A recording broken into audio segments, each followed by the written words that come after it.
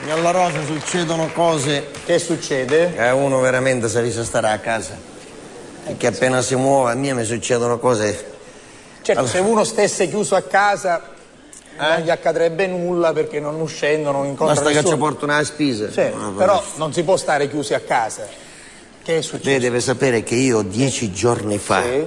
qua lo dico e qua lo annego, perché non è una cosa che non si deve sapere, sono stato in quel di Caltagirone, perché mi piacciono le mie ceramiche. Sì, a Caltagirone ci sono ceramiche meravigliose. Meravigliosi e non abbiamo ancora detto niente. Va bene. Ceramiche che tutto il mondo dovesse conoscere. Sì. Basta.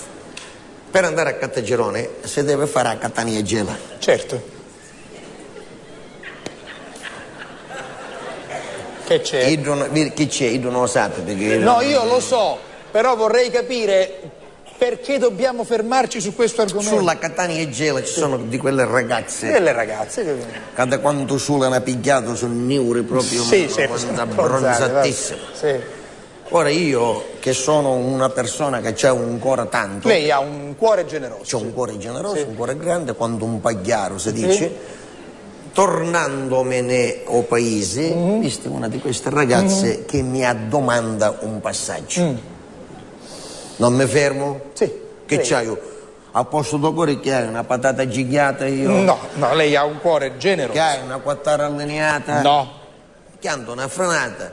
Questa giustamente era vestita con queste minegonne. Va bene, era vestita così. Questa tutta truccata, tutta tinciuta, aveva una borsa in mano. Mi dice, ti ringrazio, mi dai il passaggio a Catania? Sì. Gioia. E chiana, io a Catania ieri. E poi devo andarmene al paese. Va bene. Ce lo giuro, signor La Rosa, se nella mia mente è passato un minuto, un pensiero che era una di quelle. Va bene, ma del Ce resto... lo giuro, signor La Rosa, se una volta ho cercato io un abboccamento che ci abbia l'amore, se vediamo sinistra. Lei era innocente. Signor La Rosa, mi ho comportato da gentiluomo io e da gentiluomo lei. Anzi, io ogni tanto mi abbiamo una tagliatura come per dire, ma che bocconcino che è chi? No! Che io lo capisco, signor La Rosa. Questo lo ha immaginato lei.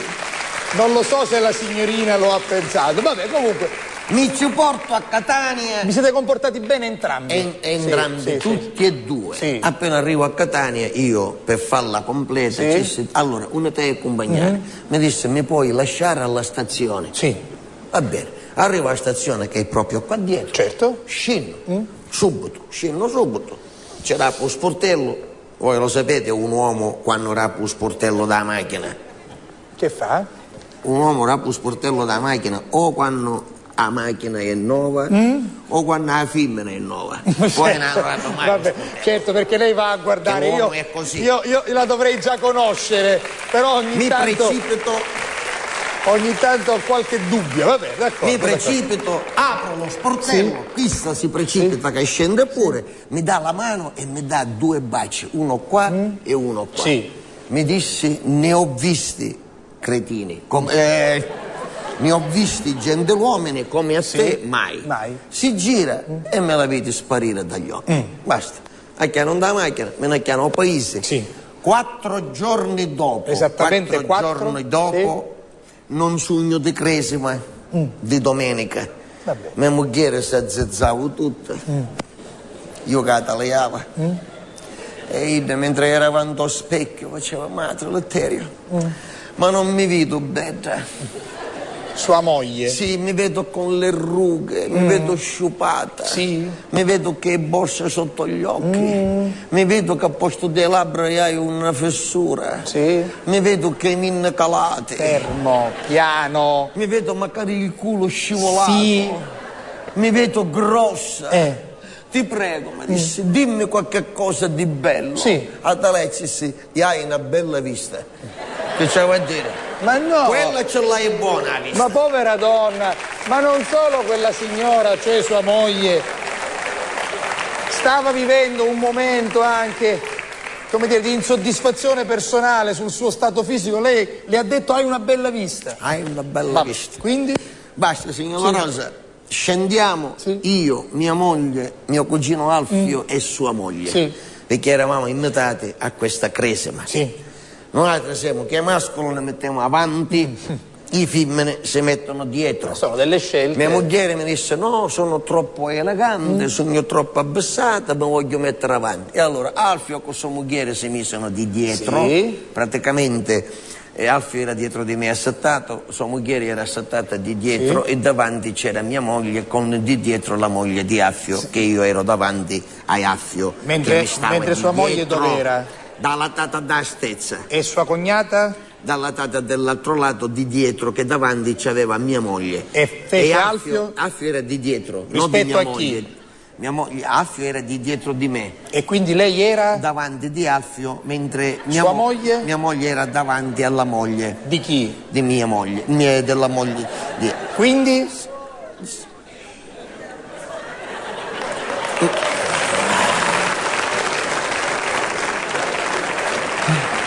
Piano piano. Allora, siete andati alla Cresima partendo in 4 con la macchina. Suo cugino Alfio dov'era? Di dietro. E sua moglie? Mia moglie è davanti. E la moglie di Alfio? Di dietro. E lei? Io ero davanti. A chi? Ad Alfio. Che invece si trovava? Di dietro con mia moglie davanti. Me ne posso ir a casa? No. La prego. No. Ognuno di noi sta facendo onestamente il proprio lavoro. Mario ha cantato, Veronica ha cantato, Desiree è qui con me. Lei deve raccontarci questa storia. Siete partiti in 4. Allora, dalla tata da stezza c'ero davanti io e di dietro Alfio. Bene. Dalla tata do sportello di destra c'era davanti mia moglie e davanti sua moglie. A chi? La sua moglie di Alfio. Sì. I erano di lato, erano così, tutti e due. Vicini. Sì. E facciamo un passo avanti. Sì. E così c'era io e mia moglie. Ho capito. È chiaro? Perfetto. L'abbiamo capito, perché sennò non partiamo più, signora, è ovvio. Se no restiamo fermi al paese tutta la sera. Vabbè, siete partiti? Che stai camminando, signor La Rosa. Sì. All'improvviso chianto una frenata, lei sa com'è il traffico. Sì. E ora mi rivolgo solo agli uomini presenti, a chi che ci hanno fatto i corni mugliere. Fermo! Non faccia di queste illazioni. No, tutto in negativa. Fermo! Signor La Rosa, come chianto da frenata, di sotto le gambe di mia moglie piglia e vedo nascere una scarpa russa con tacco e auto tanto. Il passaggio dell'altro giorno! A buttare Fermo! Lei ha dato un passaggio a una donna. Sicuramente da borsa ci aveva cascato da scarpa. Succede, bisogna stare attenti quando si fanno le cose strane. Il cuore mi cominciava a battere. Certo. Ma battevo, io dissi, ma perché mi batte il cuore? Forse perché sogno vivo? Io che sto pensando? Il cuore batte normalmente quando uno è vivo. Un cuore che mi batteva a capo. Arrivato a un certo punto, una notata d'occhio, ci disse a mia moglie, mi sta venendo di stranutare. Ma sta bene? Pigliami per favore i fazzolettini che lei un do casciolo. Sì. Come si chiama? Nel cruscotto. Nel cruscotto. Mi dice, io andavo un attimo saccala per pigliare un fazzoletto. Io faccio, che chiappo da scarpa. E taglio finestrino. Bravo. Veloce, rapido. Quindi ha preso un respiro di sollievo. Mi sentivo chiedo che c'aveva un plotone di esecuzione e i fucili erano senza pallottola. Io non so pallottola, mi sentivo vivo, salvato. Sì. Arriviamo da Cresia, scendiamo, io scendo, mia moglie scende, Alfio scende e Graziella non scendeva. Graziella è la moglie di Alfio. Non scendeva? Che mi si muovere i nervi.